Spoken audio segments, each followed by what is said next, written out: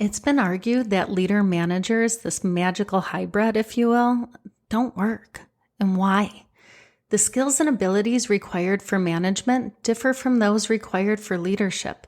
Of course, we have some who are skilled at both, but generally speaking, management and leadership should be parceled out into two different roles because that's truly what they are. Today on the Communicative Leader, we're going to consider what is leadership and is it the same as management? Hello and welcome to the Communicative Leader, hosted by me, Dr. Leah OH. My friends call me Dr. O. I'm a professor of communication and a leadership communication expert. On the Communicative Leader, we're working to make your work life what you want it to be.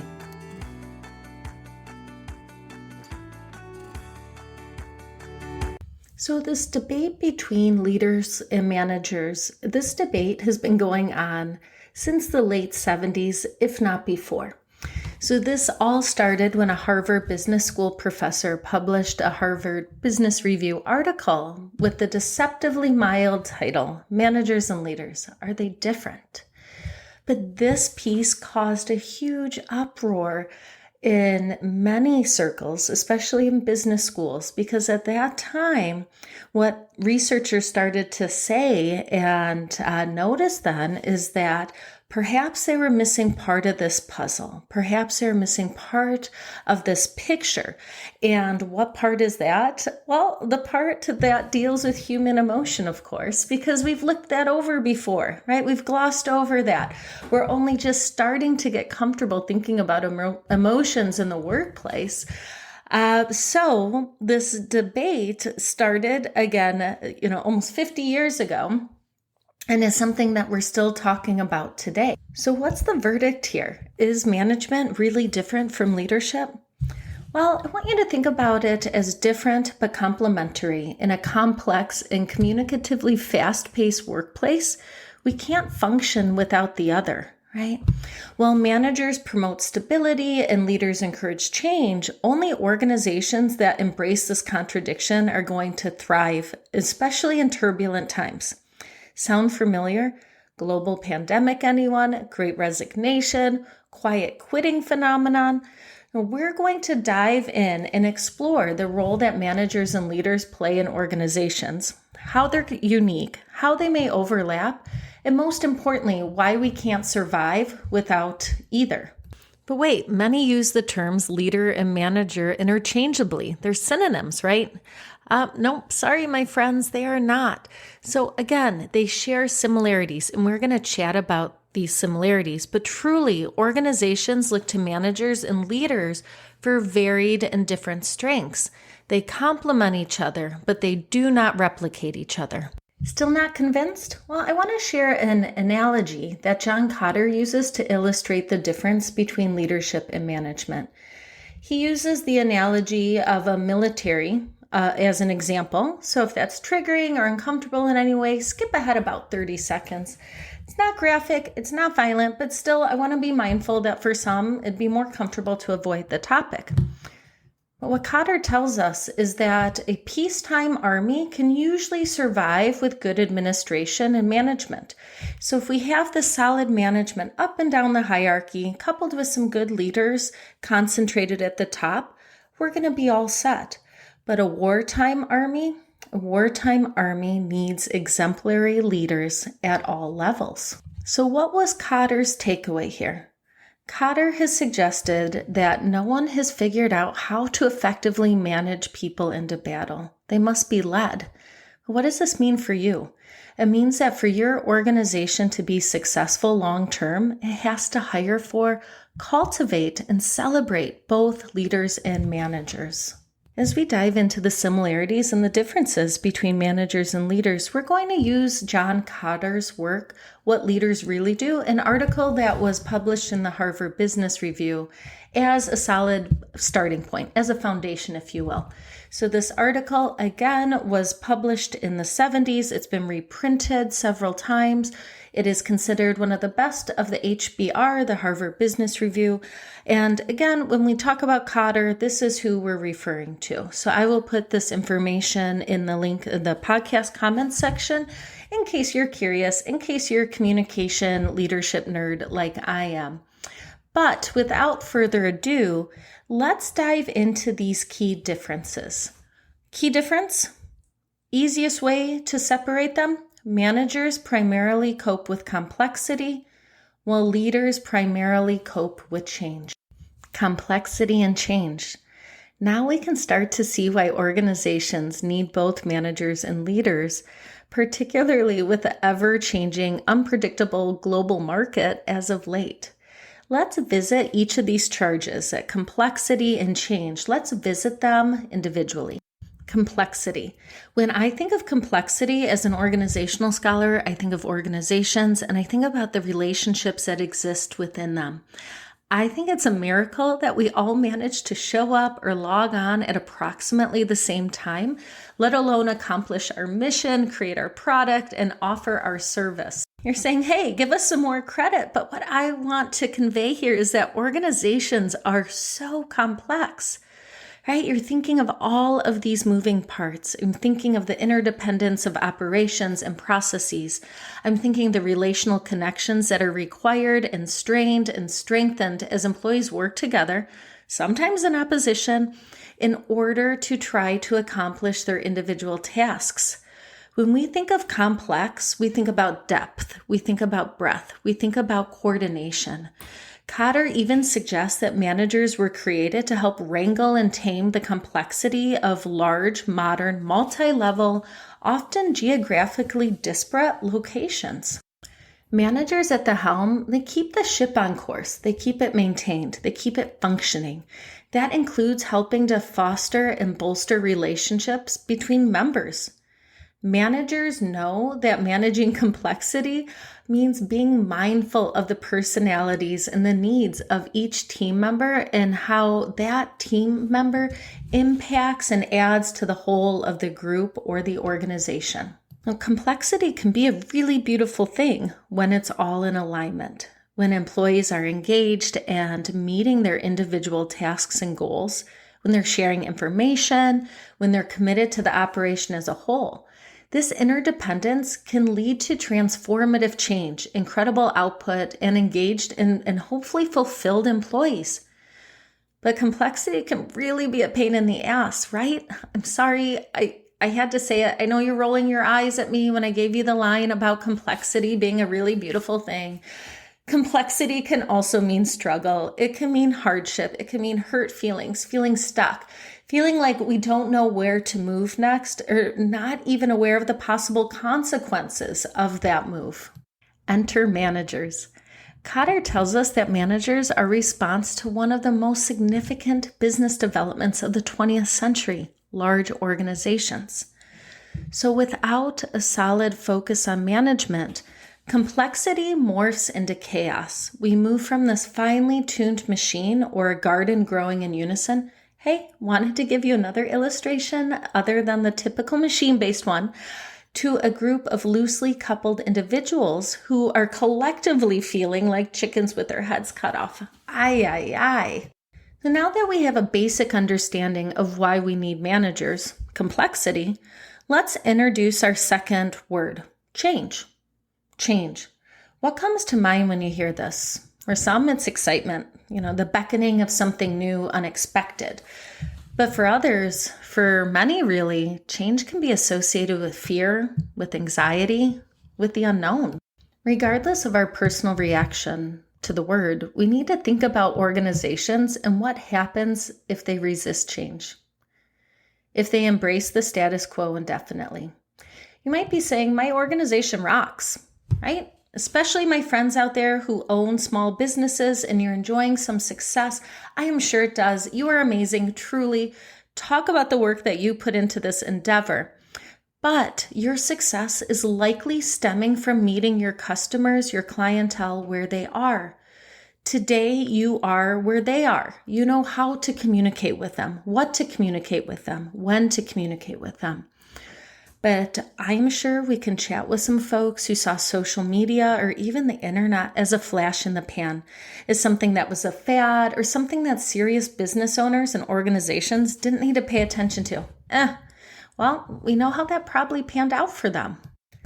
Change means we're evolving, we're growing, we're aware of the context around us. On an earlier episode of the Communicative Leader, we had Dr. Jen Patasic on to help us to consider the importance of being aware of and adaptive to context. This makes me think of a discussion in one of my graduate classes that was focused precisely on this, change. And one student shared that in his experience, change was a bulldozer. Ooh, ouch. Sure, bulldozers can create a path to growth and development, but they often leave a lot of destruction first. So as a class, after a lot of back and forth, we decided to think about change as a light drizzle on that day when you're in a park and you're enjoying your favorite book. Maybe not ideal, but again, if it were a hot day, maybe the drizzle is welcomed. It doesn't mean that we need to scrap our plans. It means that maybe we put on a raincoat, or maybe we go under a pavilion. Maybe where we sit where we are, acknowledge the rain, and continue to read. What I want you to think about is change perhaps as a slight pivot. It doesn't necessarily have to be this all or nothing, earth-shattering alternative. Leaders can help to forecast here. They're looking ahead. They're planning, ideating, connecting, framing, building.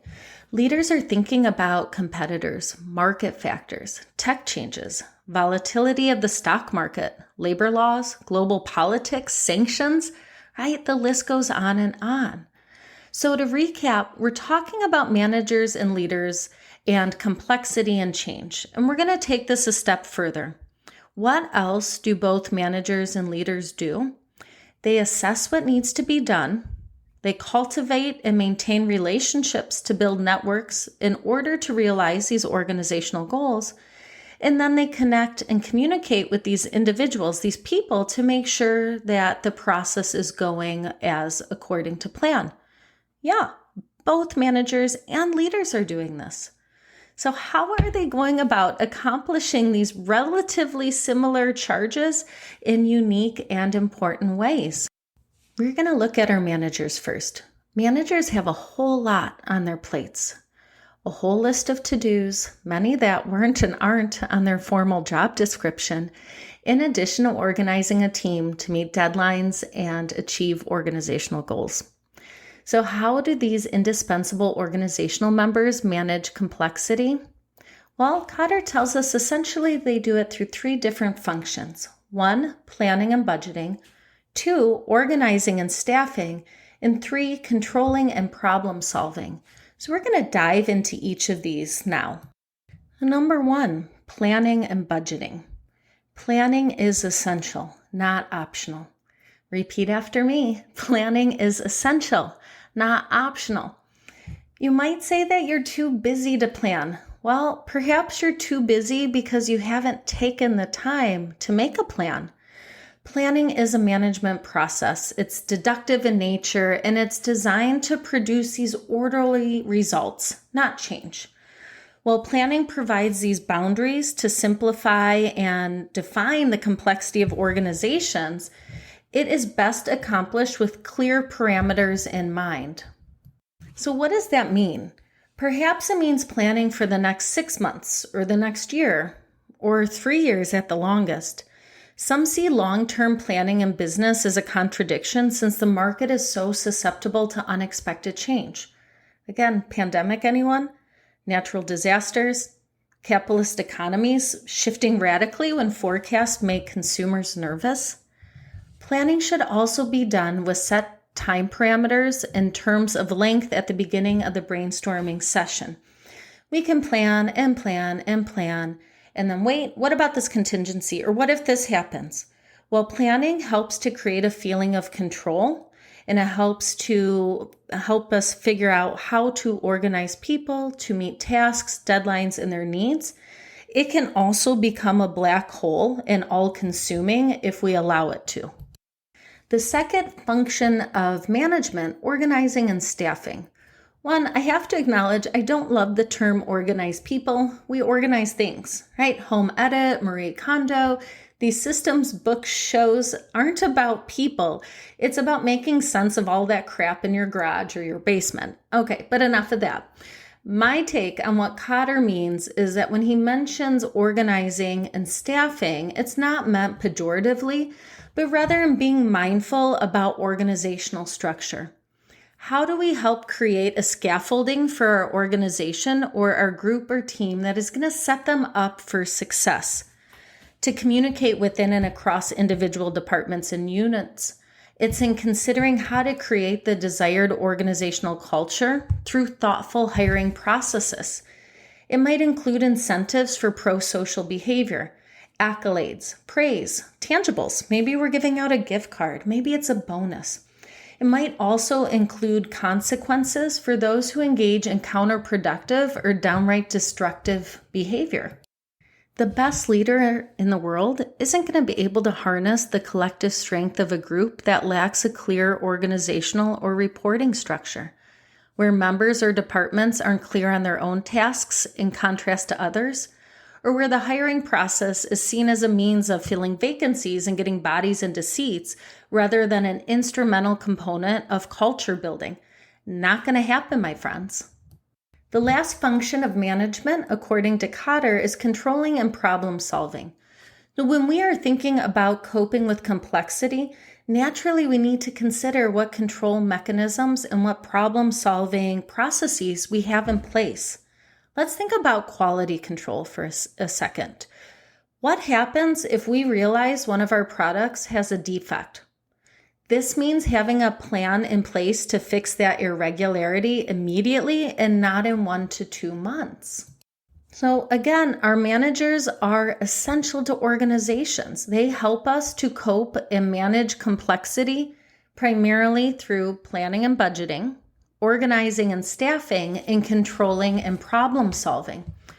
So if that's what managers do to help us cope with complexity, what do leaders do in order to help us cope with change? In order to be change agents, in order to help organizations continue to evolve and remain relevant, leaders set direction, they align people, and they motivate and inspire. Now, we're going to unpack these 3 functions just as we did above with the managerial functions. Setting direction. This one's pretty accessible, right? If the main charge of a leader is to cope with change, then it makes sense that they begin with setting a direction. This makes me think of the adage, fail to plan, then you plan to fail. Not to be confused with planning, even long-term planning, as that tends to encompass managers' work, coping with complexity.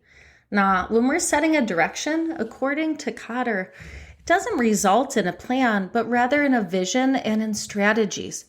We're not thinking about who we are today, but we're dreaming about and taking steps to become who we will grow into in the future. You might be thinking, gosh, is leading out of my reach? Setting a direction and dreaming of a vision seems pretty lofty and pretty ambiguous. But the best visions and strategies are simple. They're clean, they're achievable, they're understandable, they're accessible. I want to give you the example of a Scandinavian airline system CEO who articulated his vision was making his company the best airline in the world for the frequent business traveler. Well, are you thinking, wah, wah, wah, I'm underwhelmed? Well, what the CEO did was to articulate what everyone in the industry already knew. Those who travel for work tend to do so regularly and are often willing and able to pay a higher fare. Focusing on those who travel consistently and pay more, well, I'm not in the airline industry, but yeah, that sounds like a pretty good vision to me. We're going to consider aligning people. Organizations should create clear support structures in place for employees so that they're aware of their swim lane in contrast to others. I know that that is a crass way of putting it, but it becomes really frustrating and tensions can rise when we feel like someone else is doing our job or they feel like we are doing their job. This one in particular, aligning people, is near and dear to my heart because Cotter frames it as a communication challenge. In aligning people, it takes our direction setting a step further. It means sharing the vision and asking employees how they see themselves and their groups fitting in and helping to fill it out, right? Alignment is about empowerment and about employee engagement. So if we continue to think about the example above, about the airline example, in this case, part of alignment might be asking for suggestions at every level, from marketing to operations to baggage, to say, how do we help to achieve this vision that we set? And this brings us to motivating and inspiring. Leaders who set a direction and align their members to move in concert can motivate them to keep them engaged and moving forward, even in the face of obstacles. Motivating and inspiring touch on our basic needs for achievement, for recognition, for a sense of belonging. They help to bolster our self-esteem and help us to feel good about the work that we're doing, and these can be powerful motivators.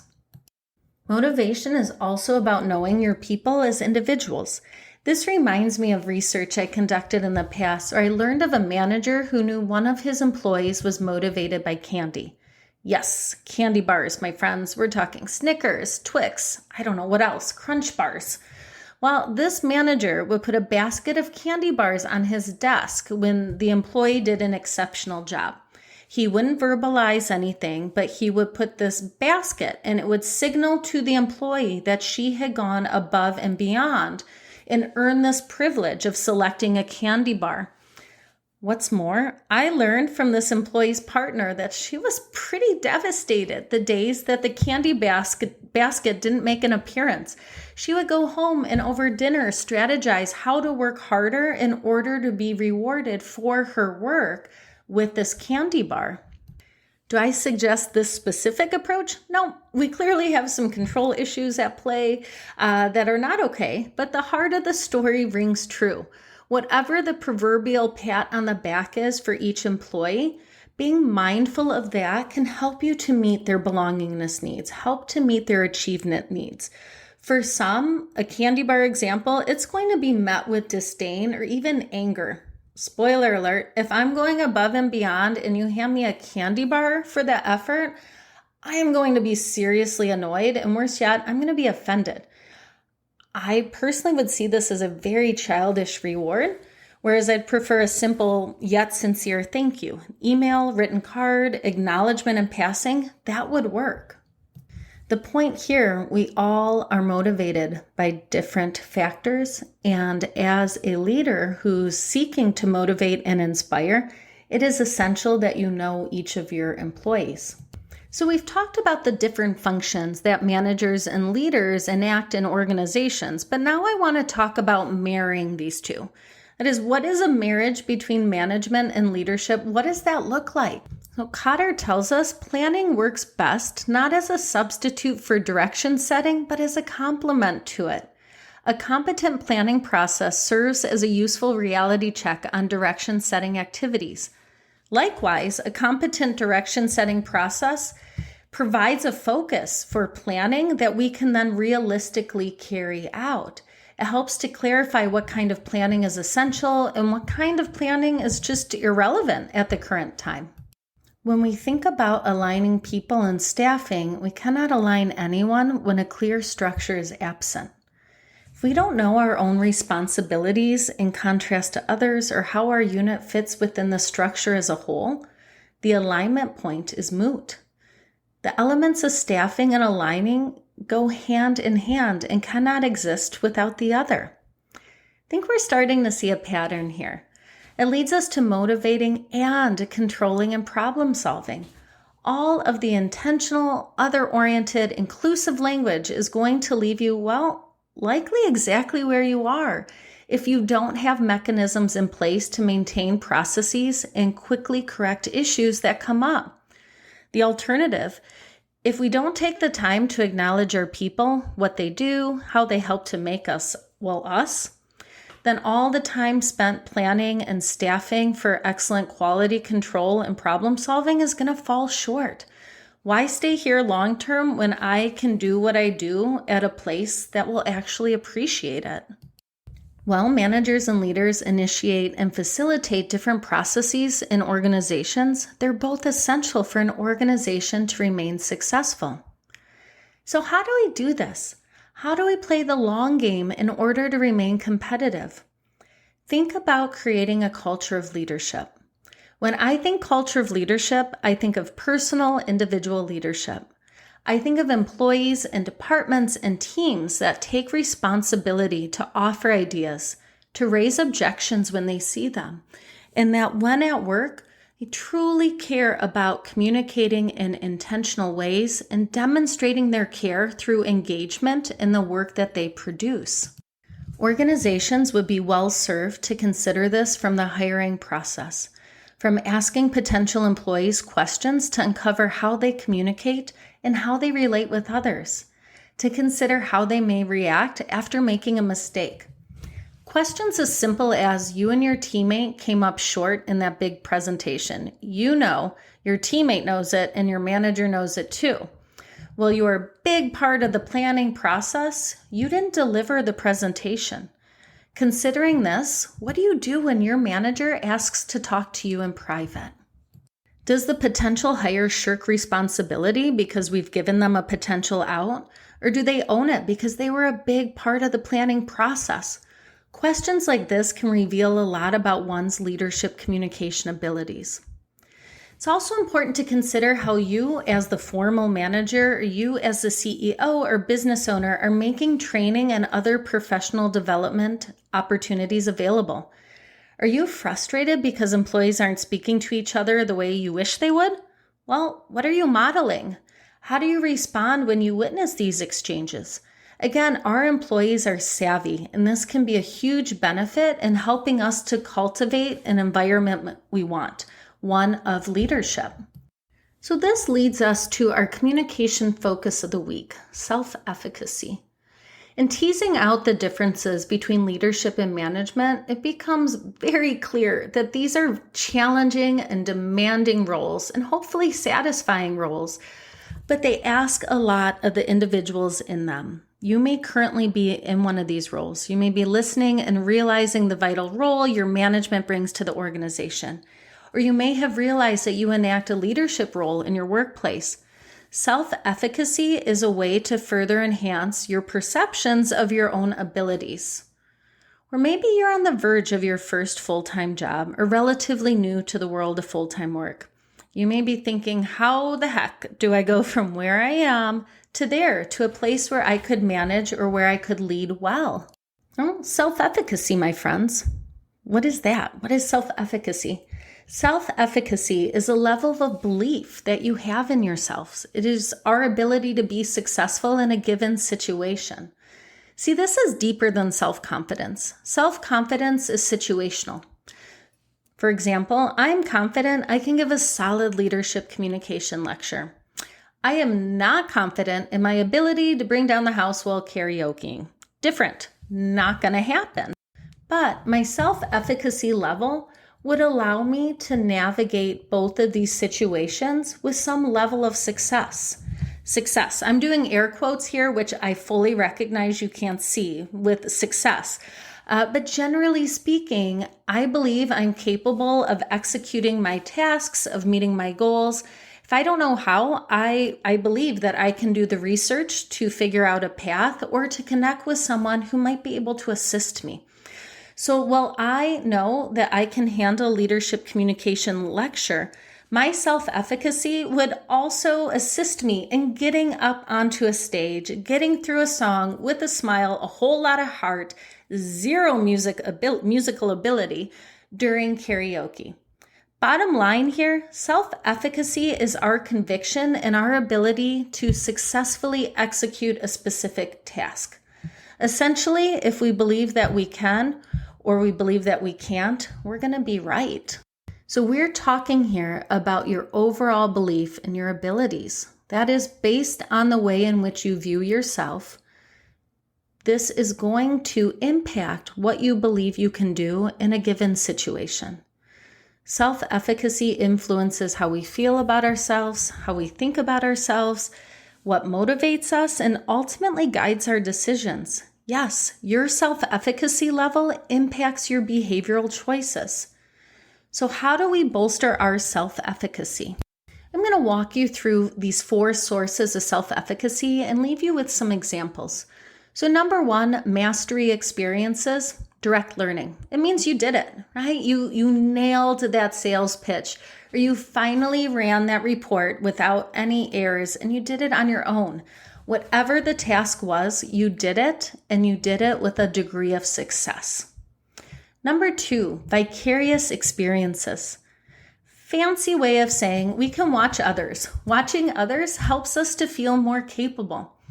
I think about this one a lot if I'm traveling abroad. So let's say we're at a train station and we're not quite sure what to do. You can take a step back and watch others. Where do I buy my fare?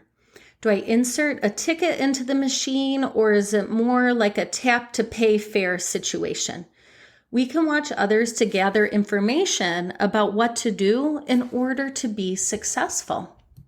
This is often why we may job shadow others, and this can be part of the onboarding process because it helps us to build that self-efficacy. Number 3, social persuasion. I want you to think about this internally, so the intrapersonal communication, the way that you communicate with yourself, and then externally as well. So what is your inner monologue? Is it, I can't do it, or I can't do it yet? I always try to add that word, that yet, when I hear a student or one of my kids say it, or when I say it. Just yesterday, I was trying to help my daughter tie a bracelet that was on fish wire. I literally dropped this flippin' bracelet 3 times. I wish I were joking. After the 3rd time, I yelled, I can't do it. And then I remembered to add yet. 4th time, my friends, after a quick water break was the charm. I also want you to think externally too. How do you talk to your team? Do you use all or nothing language? We either meet this deadline or we're failures. What are the built-in mini successes? How you communicate to yourself and to others matters. And my formal leaders out there, how you communicate really, really matters. Yes, that is a technical term.